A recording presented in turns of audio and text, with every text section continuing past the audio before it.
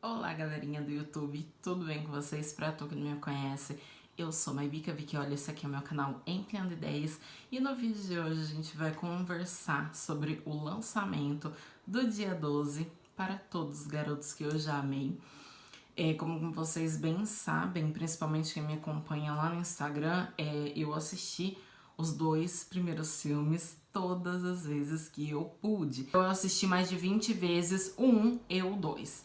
Aí quando eu vi que tava pra lançar, eu já fiquei naquela ansiedade, porque eu queria muito ver o Para Todos os Garotos que eu já amei 3, que é Agora e Para Sempre. E aí quando eu vi que ia lançar, foi mais ou menos uns 20 dias antes da data, e eu fiquei naquele pico mesmo de ansiedade de lançar, porque eu queria muito assistir. Bom, antes de mais nada, eu quero dizer pra vocês que eu não pretendo dar spoilers neste vídeo, porém, entretanto, todavia pode acontecer. Então, se eu for falar de alguma coisa muito relevante dentro do filme que caracterize spoilers, eu vou notificar isso pra vocês antes, pelo menos 1 ou 2 minutos ativando essa antecedente, né? 1 ou 2 minutos antes eu vou estar ativando essa notificação pra vocês saberem que eu vou estar falando de coisas características do filme e o tempo que eu vou estar falando sobre isso. Então aí vocês podem pular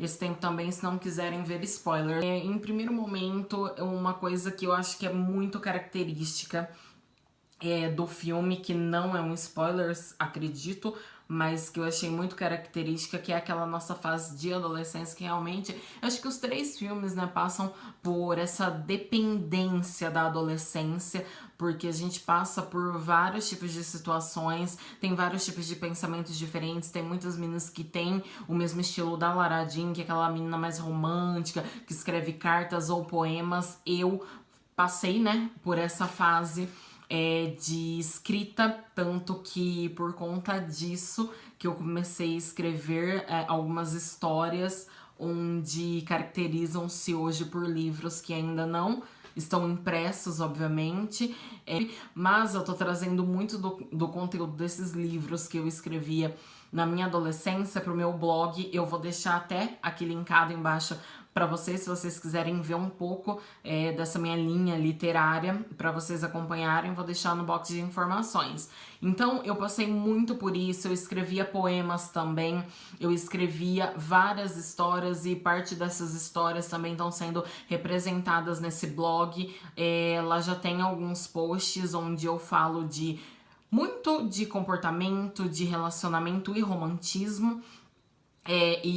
O quanto isso pode ser uma linha tênue entre o bem e o mal, porque nem sempre todo relacionamento é realmente afetivamente bom. Mas enfim, entrem lá que vocês vão ver do que eu tô falando, mas a realidade é que a maioria das meninas já passaram por uma realidade parecida com a da Lara Jean, de ter essa coisa sonhadora, de nunca ter namorado, de ter o primeiro namorado, de sonhar como vai ser a primeira história. Então, os 3 filmes mostram muito disso, da imaginação, de como funciona todo esse rótulo dentro da cabeça, né, de como a gente imaginaria e gostaria que tivesse determinada situação. Acho que por isso que também a gente coloca muita expectativa dentro de várias situações e momentos que a gente vive, tentando transformar aquele momento em um momento memorável, mas nem sempre sai da maneira que a gente quer, da expectativa que realmente a gente teve. A gente até brinca de não ter tanta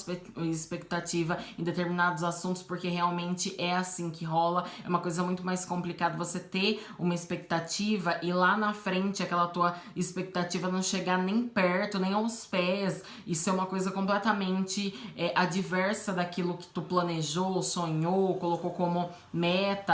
Enfim, muito disso retratado nos 3 filmes, mas o terceiro é muito representativo porque é a parte tecnicamente final, né? Aquela situação de quando a gente tá no último ano de ensino médio, pensando em ir pra faculdade, todo esse contexto passa na trajetória do terceiro filme. Então é bem a linha de como funciona essa questão do terceiro ano em relação a tudo, hein?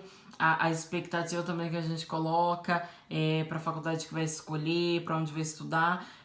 Geralmente em outros países, principalmente nos Estados Unidos, é muito diferente daqui do Brasil. Então lá eles mandam uma inscrição e aí eles são aceitos. Tem algumas faculdades que são pagas, outras gratuitas, mas dependem dessa aceitação.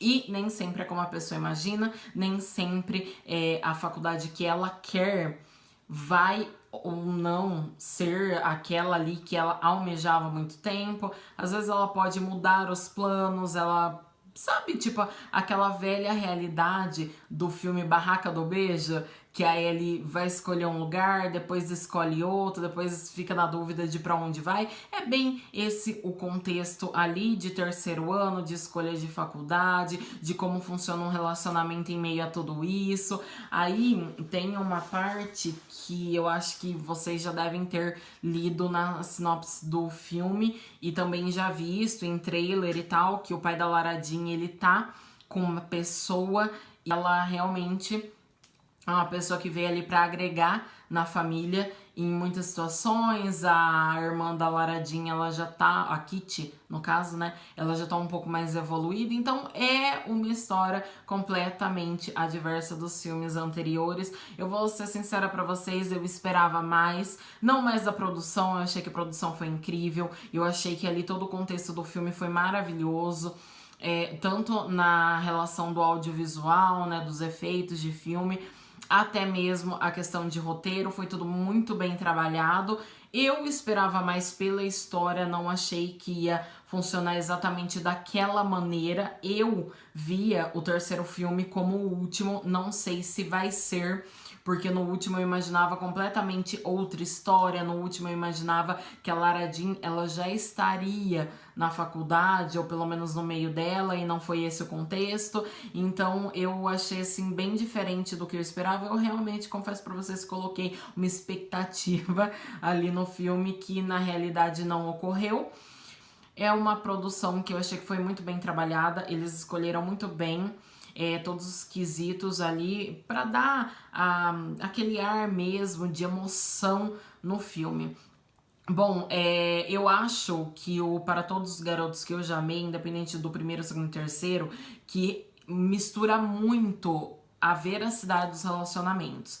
Então eles mostram ali o que é real no relacionamento e o que a pessoa, às vezes, muitas vezes, a própria pessoa desenha na cabeça dela. Porque muitas vezes a pessoa coloca expectativa no relacionamento, que vai ser como os filmes que ela vê, e não é nada disso, é uma vertente completamente adversa. Então é isso que é mostrado muito nos filmes do Para Todos os Garotos que eu já amei. Que tem aquela questão do controle, sabe? Do meio que apego psicológico, do ai, você pode fazer, mas eu não gostaria que fizesse. Então, muito do filme, ele é baseado nisso, né? No desejo de um, que o outro não quer a mesma coisa, e que como que a gente vai fazer para resolver tal problema, se um quer uma coisa, outro quer outra coisa. Então, vai muito disso, vai de escolhas. Eu acho que vai muito da relação realmente que a gente vive, que tudo na nossa vida são escolhas. Algumas pessoas escolhem ir para um rumo, outras para outro. Às vezes as escolhas não casam com a realidade. Às vezes a gente tem uma escolha que é necessariamente errática, né? É uma linha que não traz aquela alegria que a gente esperava. Então, isso passa ali também, passa a questão do abuso, de uma pessoa querer se impor na vida da outra, querer impor as ideias dela, porque uma realidade dentro do relacionamento é que a gente tem determinados pensamentos que nem sempre vai casar com o da outra pessoa. Ninguém tem que pensar 100% igual, ninguém tem que estar bem o tempo inteiro. Às vezes pode acontecer do medo realmente alastrar aquela situação de apego e aí esse medo se transformar em um choro excessivo.